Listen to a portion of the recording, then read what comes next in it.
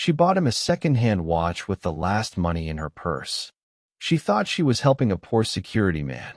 She had no idea she was standing in front of the owner of the whole company. Her family laughed at her for marrying a gateman. Her sister called her a fool.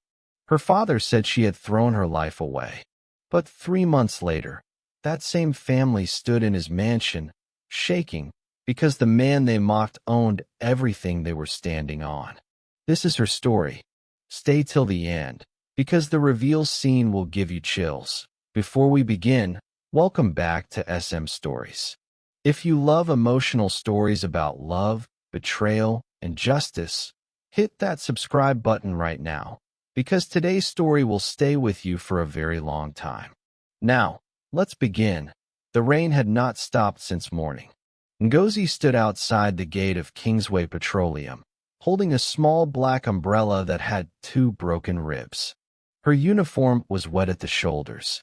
Her shoes were the same shoes she had owned for 2 years. She cleaned offices on the 3rd floor. Nobody there knew her name. To them, she was just the cleaner. "My daughter, is there any food in this house?" her father asked, sitting on a wooden bench outside their small compound. "Papa, I have not been paid yet. My salary comes on Friday." "You always have an excuse. Your sister Adiz does not struggle like this. Look at how her husband treats her." Ngozi said nothing. She had learned a long time ago that silence hurt less than arguing. Her sister Adiz was married to a wealthy contractor. Every family gathering, Adiz wore new clothes, new shoes, new jewelry. Every family gathering, someone compared the 2 sisters. "Ngozi, when will you also bring a rich husband home?" her auntie asked at the last family meeting, laughing loudly. Everyone laughed with her. Ngozi smiled quietly and looked away, because that was the only defense she had left. She was 24 years old. She had dropped out of her diploma program 2 years earlier when her mother fell sick, because someone had to pay the hospital bills, and there was nobody else. She worked. She prayed. She stayed quiet. That was her whole life. Across the city, in a glass office on the 40th floor, Chief Emeka Obiora sat across from his only son. "Kelechi, sit down. I need to talk to you about something serious." "Yes, Papa. I built Kingsway Petroleum from nothing. When I started, I was not even allowed to sit in the chairs I now own. I was a driver's assistant. Nobody gave me anything." "I know, Papa. You have told me this story many times. Then you also know that I am about to hand this whole company to you. But before I do that, I need you to understand something money cannot teach you." Kelechi looked at his father, confused. "For 1 month, you will work as a security guard at the front gate of this company. Nobody will know who you are. You will wear the uniform. You will collect the same small salary as every other guard. No car. No phone from this house. No special treatment." "Papa, is this necessary?" "My son, I want you to see who treats people well when they have nothing to offer. That is how you will know who is real. When I was poor, only one woman ever showed me kindness before I had money. I married her. She is your mother. This is the same test life gave me. Now I am giving it to you." Kelechi looked around the office. The leather chairs, the glass windows, the framed photos of his father shaking hands with presidents. Tomorrow, none of it would be his. Kelechi's first morning at the gate was cold and quiet.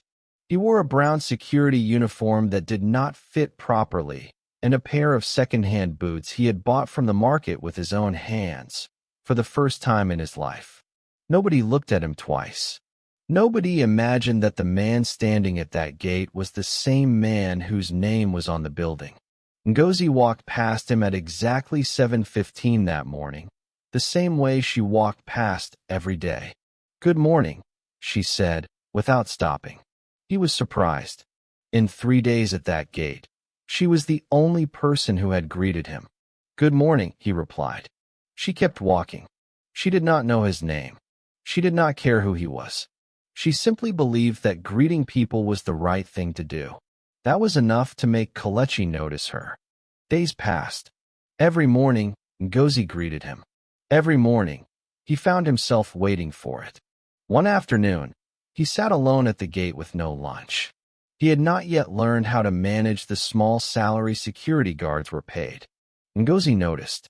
"You did not bring food today," she said, holding out half of her own lunch, wrapped in a small nylon bag. "It is not much, but please, take it." "I cannot take your food. Please. I have enough." She was lying. She did not have enough. But she gave anyway, because that was who she was. He took the food quietly, and something inside him shifted. A week later, he saw her looking at his shoes, the same worn-out secondhand boots, now falling apart at the sole. "Your shoes are finished," she said. "How do you walk in these?" "They are fine. Do not worry about me." She did not argue.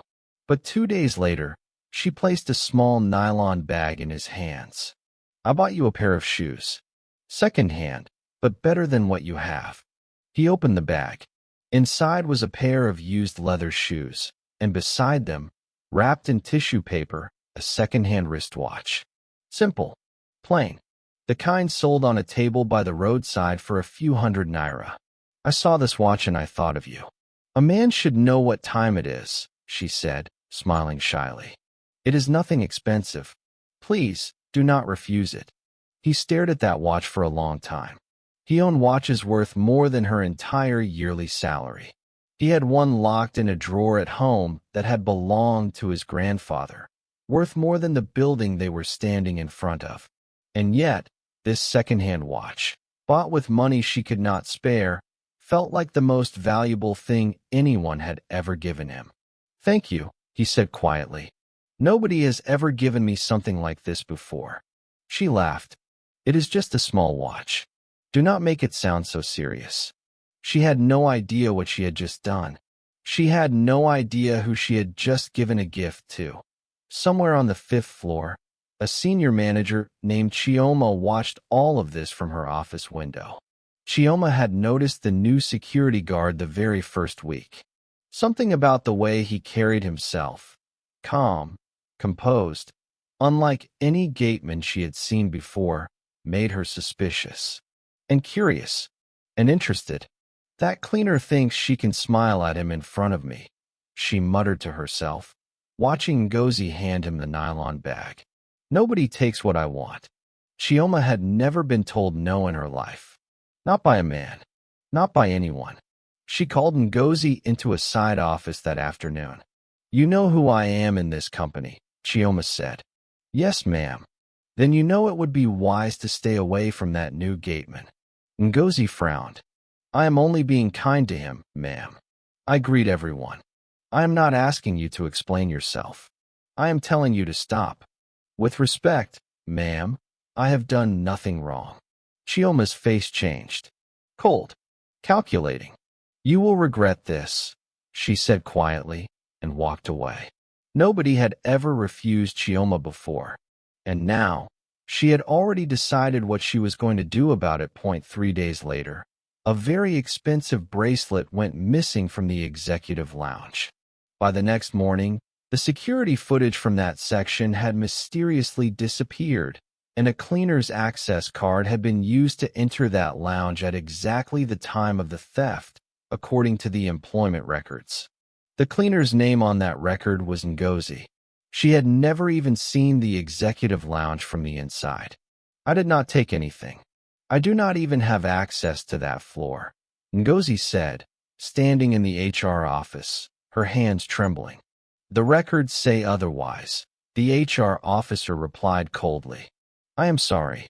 We have to let you go, effective immediately, pending investigation." She walked out of the gate of Kingsway Petroleum that evening in her uniform for the last time. Kelechi watched her leave from his post, and he felt something twist inside his chest, because he knew, without any doubt, that the woman who had shared her lunch with a stranger and bought him a watch with her last money was not a thief. But as a security guard with no name and no power, there was nothing he could say that anyone would believe. Ngozi sat on a bench in a small public park that evening, unable to go home. Her father would ask for money. Her mother was already carrying enough worry. She had nowhere to release what she was feeling except into silence and prayer. She took the little pendant her grandmother had left her, the one thing of value she owned, and held it in her hand. God, I do not understand this. I have done nothing wrong.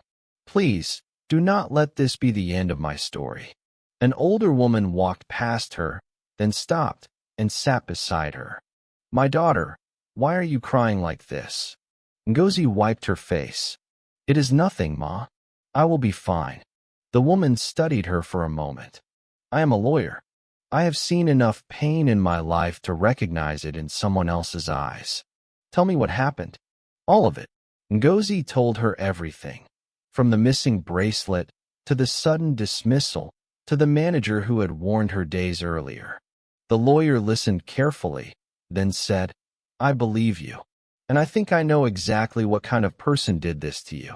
Give me 2 names, and give me 2 days. The lawyer moved quickly and quietly. She confronted the IT officer who had deleted the footage. She confronted the HR officer who had altered the employment record. Both of them, faced with the threat of criminal charges, produced the real evidence within hours. The recovered footage showed Chioma herself entering the executive lounge that day, removing the bracelet, and later planting Ngozi's access card details into the system. A boardroom meeting was called. Chioma, this footage speaks for itself. Your employment is terminated, and this matter has been handed over to the police, the head of HR announced, in front of the entire management team. Chioma said nothing. There was nothing left to say. She was escorted out of the same gate she had walked through for 6 years, and this time, she was not coming back. Kelechi watched from his post as she was taken away, and for the first time since his father had sent him there, he felt the full weight of what his father had been trying to teach him. Power without integrity destroys people. And the people who look powerful are not always the ones who deserve respect. 2 days later, Ngozi received a phone call asking her to return to work. Her name had been fully cleared. She walked back through the gate with her head held high, the same way she had walked out. Kelechi saw her, and for a moment, neither of them said anything. Words were not necessary. They had both survived the same storm from 2 very different sides of it. I heard what happened, he said finally. I am glad you are back. Thank you for believing me, she said. Even without saying it, I could feel that you did. From that day, their friendship grew into something deeper. Quiet conversations at the gate, shared meals during lunch breaks, small moments that meant more than either of them said out loud.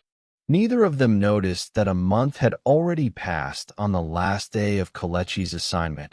A convoy of black cars pulled into the compound. Chief Emeka Obiora stepped out, and the entire building seemed to hold its breath. My son has completed 1 month of service at the front gate of this company, Chief Obiora announced in front of the staff gathered outside. Kelechi, please step forward. Kelechi removed his cap. Gasps spread through the crowd. That is the security guard, someone whispered. He is the chief's son? Ngozi stood at the back, frozen. Her hand went instinctively to the pendant around her neck, and then she remembered the watch. The plain, second-hand watch she had bought him with the last money in her purse. He had never once told her who he really was.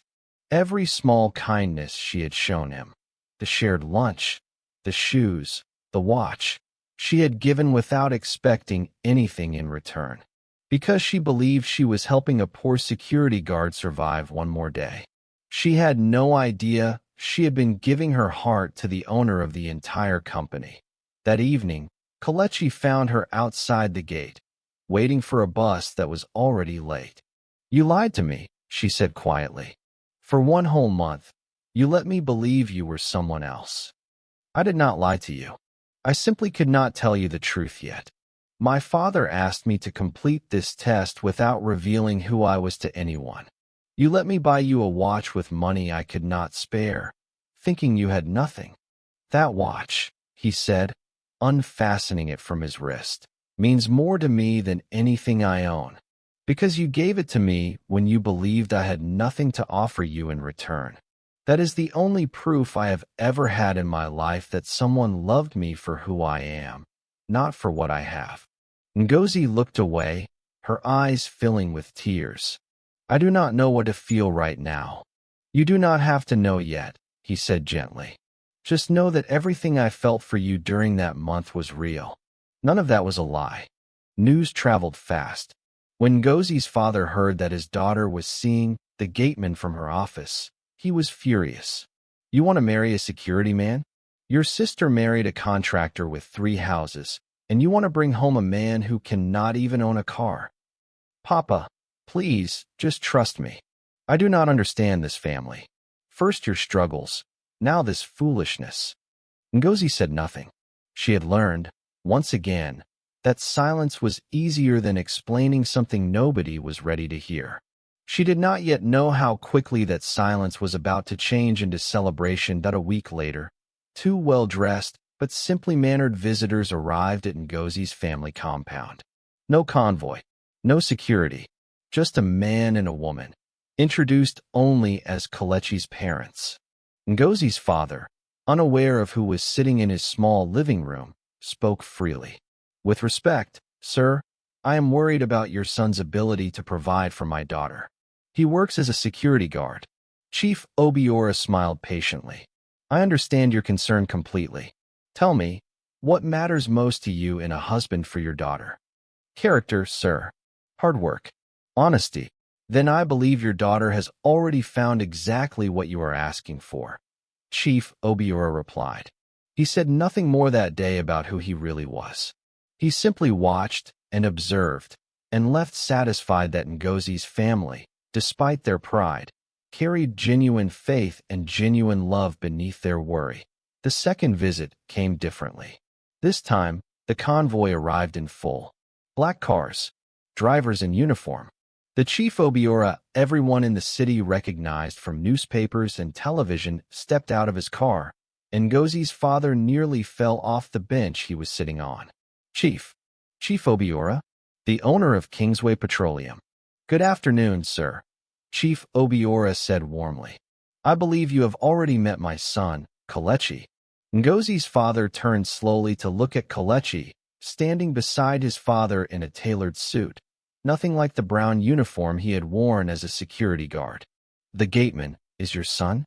He asked me to send him to work at the gate of my own company for 1 month, without revealing his identity, so he could learn who truly loves without expecting anything. He came home and told me about your daughter. He said she shared her lunch with him when he had nothing. She bought him shoes and a watch with her own small money. My wife and I came to see her ourselves, quietly, before we ever told you who we were. And we left that day already certain. She is the one for our son." Ngozi's father sat down slowly, his hands shaking. I said things I should not have said." "It is all right, Papa," Ngozi said softly, walking to his side. "You did not know. I am sorry, my daughter. I am so sorry. I forgive you, Papa." In the weeks that followed, Ngozi's father began attending church regularly for the first time in years. The pride and shame that had shaped so many of his words toward his daughter slowly softened into gratitude. Ngozi and Kelechi spent long evenings simply talking, the way they always had at the gate, except now without secrets between them. "I am sorry it took me so long to tell you the truth," Kelechi said one evening. "I understand why you could not," she replied. "And honestly, I am glad I did not know. If I had known who you were from the beginning, I would never have known if you loved me, or if you loved the way I treated your money and your name. Now I know. You loved me before you had either." He smiled. "And you loved me before I had anything at all." The wedding was held in the grounds of the Obiora family estate, though Ngozi insisted that half the guest list be filled with the neighbors, the food sellers, and the church members who had prayed with her family through their hardest years. Her father walked her down the aisle in a new suit, tears streaming down his face, unable to speak. Kelechi stood at the altar wearing a simple watch on his wrist, not one from his father's expensive collection, but the same plain, Secondhand watch Ngozi had bought him during the month. He had nothing.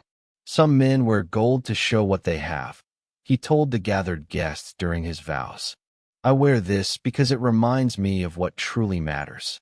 She gave me this when she believed I had nothing to give back. That is the kind of love I choose to build my life on. There was not a dry eye among the guests. Months later, Ngozi stood at the window of a home she once could not have imagined, watching the sunset over a city that had once made her feel invisible. Her father, now a changed man, called every Sunday, just to hear her voice and to pray with her over the phone. She still remembered every early morning she once walked to work in worn shoes. She still remembered every prayer she whispered in silence, believing nobody was listening. But God had been listening the entire time.